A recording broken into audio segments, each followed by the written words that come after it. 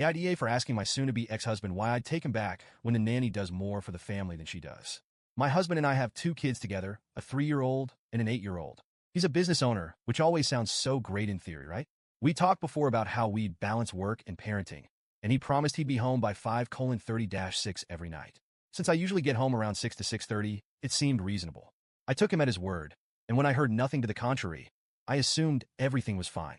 I had no idea how far from fine things really were. For a long time, I believed he was working late or busy with his business when he wasn't around. So, I set up extended care for our youngest at daycare and signed our oldest up for her school's after-school program. The kids would get home at a reasonable time, and he'd get some one-on-one time with them, right? But then our 8-year-old started struggling with the after-school program, and it just wasn't working.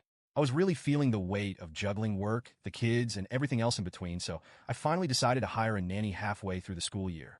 Enter nanny number 1, a young woman who was excited to help out and, honestly, seemed perfect for the job. But just 2 weeks in, I got a call that I never expected. The nanny said that my husband had locked her and the kids out of the house. He told her to take them to the park because he was home early and wanted space from the kids. I was absolutely floored. She also mentioned that he was acting pretty hostile toward her, getting mad if she left the room for a snack, refusing to let her and the kids sit anywhere but one of the kids' rooms, and even ignoring our kids if they tried to talk to him. Can you imagine? Your own kids trying to connect with you, and you're just brushing them off because you can't be bothered? At that point, the scales kind of fell from my eyes. This wasn't someone who just had a rough day. This was someone who consistently wasn't stepping up as a parent or even a decent person around our kids. I filed for divorce the next week. It wasn't even a question. My heart broke a bit, but I knew I'd reached the end of the line. By the end of the month, the kids and I had moved out. I ended up letting go of that first nanny. Long story, but the vibe just wasn't quite right after everything went down. And that's when I found Amina. I know some people get lucky with nannies, but Amina is truly in a league of her own. She's a 24-year-old Middle Eastern refugee with 3 kids of her own, age 2, 4, and 7. From the day she started, I felt like I'd finally found someone who didn't just see this as a job. She actually cared about my kids and our family.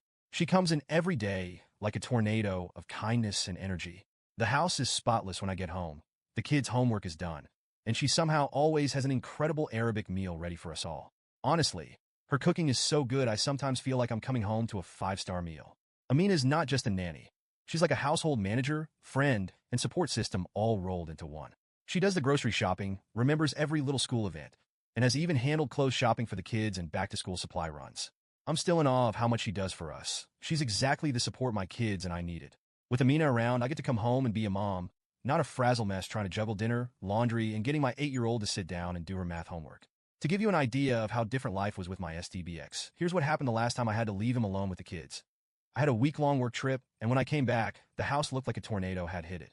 The kids had lived on McDonald's and pizza the entire time, and our oldest stomach was an absolute mess because of it. Oh, and he ran out of clean clothes for our 2-year-old at some point, and instead of washing any laundry, he just bought more clothes.